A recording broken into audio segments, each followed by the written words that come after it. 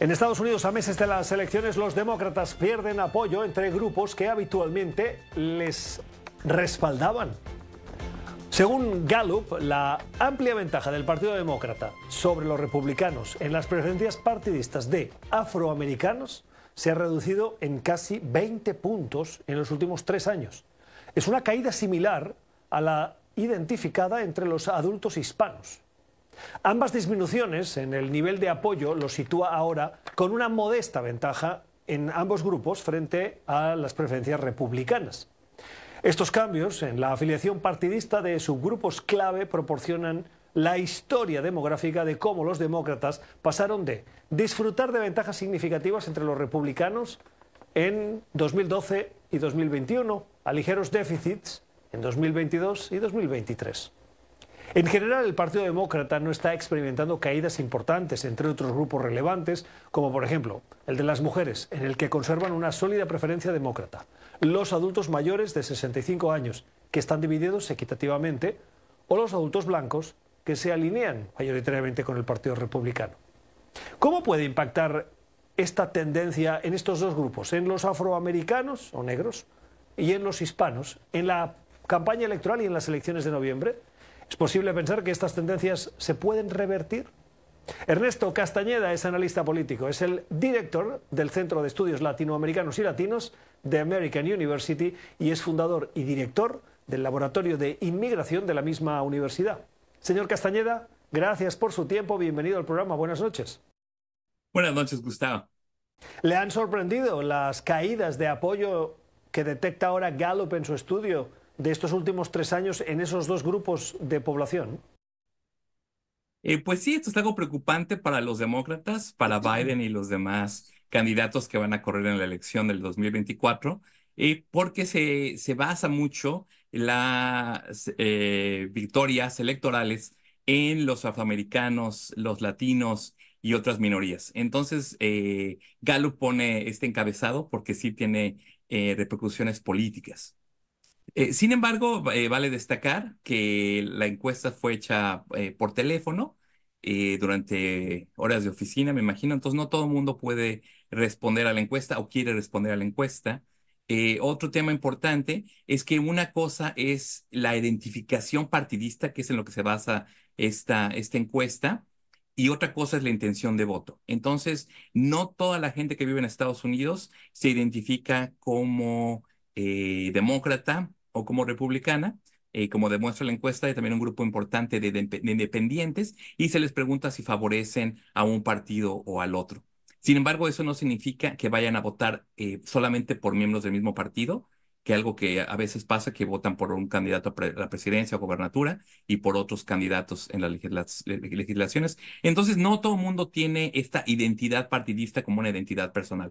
Un gran porcentaje de la población americana lo tiene, pero muchos no. Entonces, lo que es importante tener en cuenta es que no toda la gente que fue encuestada va a votar, la mitad de los ciudadanos no votan, y la otra es que la respuesta sobre el partido que prefieren signifique, no es lo mismo que digan que son republicanos a que vayan a votar por Trump, o viceversa, que son republicanos y que no vayan a votar por Biden. Hay cierto juego en estas respuestas, que bueno, 1 o 2% puede ser muy importante para ya los resultados electorales en el 2020. Qué interesante, o sea que uno puede decir que ya no le apoya a los demócratas, que se siente más republicano, pero frente a la figura polarizante de Donald Trump puede decidir o abstenerse o votar demócrata a pesar de que hubiera hecho su apoyo a un republicano más moderado o más ortodoxo, por decirlo así, en caso de que tuviera la posibilidad. Así es, y eso lo vimos, por ejemplo, en las primarias en Iowa, donde mucha gente que dijo que había votado por Nikki Haley dijo que no votarían por Trump en la federal y que votarían por Biden. Entonces, hay datos de esto. También está el grupo famoso de los Never Trumpens, de los Nunca Trump, que son republicanos, se siguen identificando como republicanos, algunos se han hecho independientes, muy pocos demócratas, pero no apoyarían a Trump. Y lo mismo está pasando con algunas minorías que son históricamente demócratas, de familias demócratas, pero que tuvieron alguna atracción por el personaje carismático de Trump y que puede que hayan votado por él en el 2020 o en el 2016, a pesar de ser afroamericanos y latinos. Pero nunca ha sido el caso que el 100% del electorado de color vote por los demócratas. Siempre ha habido excepciones. Y creo que algo interesante que nos demuestra este sondeo de Gallup es que si bien, siguiendo la tradición de los derechos civiles, había una idea de que uno era parte de un grupo minoritario, un grupo discriminado, como los afroamericanos o los mexicoamericanos y demás, y entonces uno iba a votar por candidatos que presentaban las ideas que le beneficiaban a su grupo.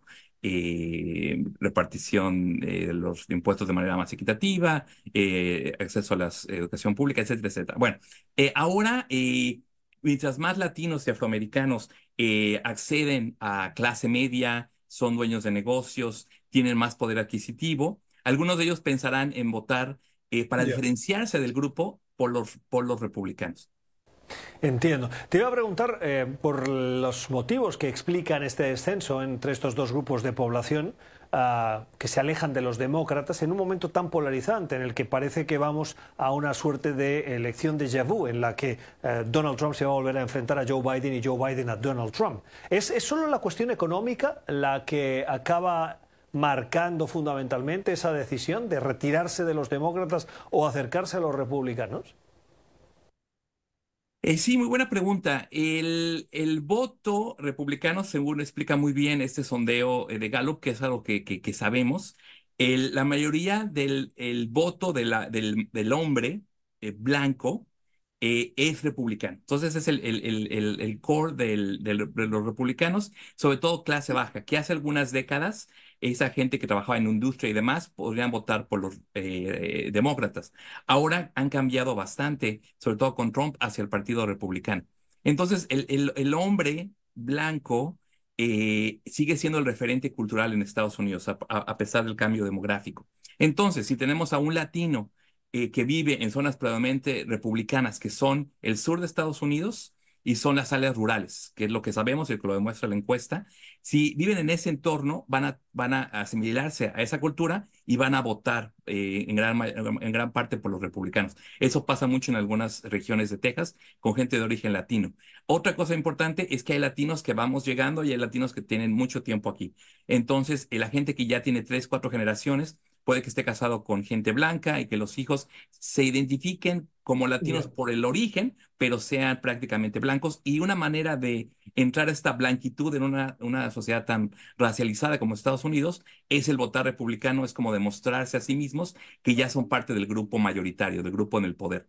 Entonces hay ciertos porcentajes pequeños dentro de los afroamericanos y los latinos que están votando de manera con los republicanos con ese efecto. También Trump fue muy anti-migrante y anti-Black Lives Matter en las últimas elecciones, entonces también es una manera de demostrar que ellos son la excepción. Pero hay que recordar que la mayor parte de los latinos y los Ya. afroamericanos continuarán votando por los demócratas y también demuestra esta encuesta de Gallup que en las ciudades, en el norte, en el este, en el Midwest y la gente con educación, sobre todo más que la universidad, son un voto muy fuerte para los demócratas, a pesar de ser blancos y sobre todo con las mujeres. Un aumento ahí en su electorado. Me parece muy interesante lo que nos cuenta del voto aspiracional, que se acercan más a un partido, en este caso el Partido Republicano, para intentar sentir y demostrar una proyección de pertenencia a un grupo poblacional, ¿no? Eso me parece muy interesante en los estudios que ustedes hacen. Gracias por compartirlo con nosotros. Le pregunto, cuando hablamos de hispanos, en Estados Unidos siempre tenemos que hacer la salvedad. No es lo mismo un latino en Nueva York, que puede ser puertorriqueño, puede ser caribeño, que un latino en Texas, que puede ser mexicano. No es lo mismo un latino en el área de Washington o de Los Ángeles, que a lo mejor puede ser salvadoreño, que un latino en el sur de Florida, que a lo mejor es venezolano. Lo que los motiva son cosas distintas. En este contexto, le quiero preguntar, teniendo en cuenta que de los 50 millones de latinos que hay en Estados Unidos, un poco más, la mayoría son mexicanos, eso está clarísimo. ¿Cuánto influye el hecho de que sean de uno u otro grupo poblacional dentro de los latinos? Influye mucho, no es un bloque homogéneo, como bien explicas, depende mucho de la geografía, el origen nacional y cómo llegaron y cuándo llegaron. Entonces, si bien ya California es un estado básicamente completamente demócrata por los mexicoamericanos y otra gente de Centroamérica y Sudamérica que votan demócrata y lo continuarán haciendo. Texas es un estado donde hay mucha migración nueva de mexicanos y los condados con la frontera, por ejemplo, El Paso, tienden a ser muy demócratas, pero ya la gente que vive en las zonas más rurales son republicanos. Entonces, el voto hispano está bastante dividido en estados como Texas. Ya. Nueva York, Washington, como el resto de la población, los hispanos tienden a ser en su mayoría demócratas. Florida es un estado muy interesante porque está la población establecida cubana que ha sido muy republicana. Y están dando la bienvenida, dando empleo y demás a gente viniendo de Venezuela, de Nicaragua, como bien decías, y están, digamos, de cierta manera, transmitiendo también esta visión que tienen de la política americana, que es un poquito transquiversada, donde, por ejemplo, ellos asimilan, algunos de la población en Florida, asimilan hace una semejanza entre, por ejemplo, Biden y los demócratas con los regímenes de Maduro en Venezuela o Castro en Cuba, lo cual es algo muy exagerado y no tiene mucha relación. Sin embargo, le ha funcionado muy bien, por ejemplo, a DeSantis, Claro. como gobernador. Eso le ha funcionado. Entonces, sí, los discursos locales, los medios locales, los WhatsApp, la desinformación y también la pandemia y Trump han hecho que mucha gente, por ejemplo, en la Florida, se hayan casado con el Partido Republicano. Interesante. Termino. Le pregunto por el voto afroamericano. Aquí me llama mucho la atención, porque el voto afroamericano no es que se haya desplazado del apoyo incondicional, mayoritario, abrumador a los demócratas hacia los republicanos, sino que ha pasado de ese apoyo a la apatía. ¿Qué es lo que han visto que Biden no ha hecho o que les ha decepcionado para que haya esa caída de apoyo de ese voto que ha sido fundamental en los demócratas y lo fue particularmente en la carrera de Joe Biden?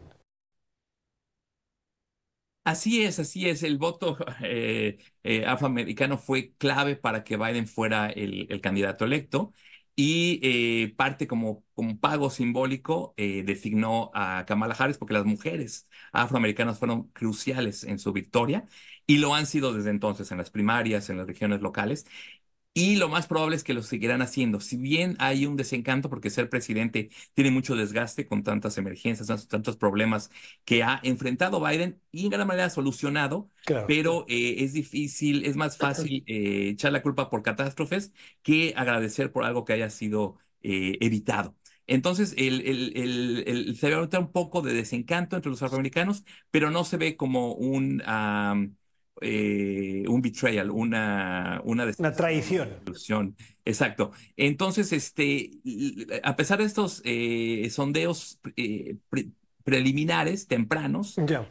en el 2024 el voto afroamericano y el voto y la movilización de las mujeres afroamericanas va a volver a ser crucial. Y dadas las opciones, Trump por un lado y Biden probablemente del otro, la mayoría de los afroamericanos y las poblaciones minoritarias y demás tendrán, como en el pasado, a votar Ya. demócrata y será muy importante ese voto. Es Ernesto Castañeda, es director del Centro de Estudios Latinoamericanos y Latinos en American University. Profesor Castañeda, gracias, feliz noche.